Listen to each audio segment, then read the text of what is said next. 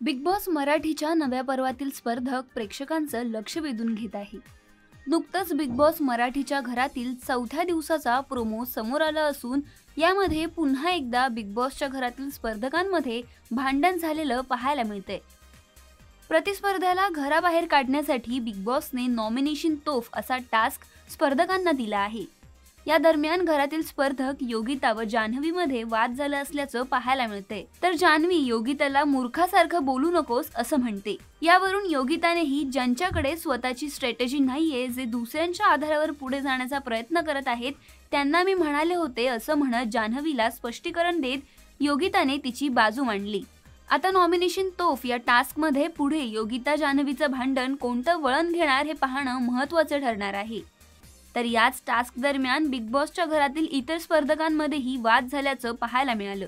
Nomination तोफ या task दरम्यानच निकी आणि अंकितामध्ये कडाक्याचं भांडण झालं.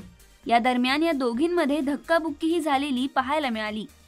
त्यामुळे आता या टास्कमध्ये कोणता सदस्य बाजी मारणार हे पाहणं रंजक ठरणार आहे. तर या घरातील तुमचा आवडता स्पर्धक कोण हे आम्हाला कमेंट करून नक्की कळवा. आणि पाहत रहा बिग बॉस मराठी रोज रात्री 9 वाजता फक्त कलर्स मराठीवर आणि जिओ सिनेमावर कधीही.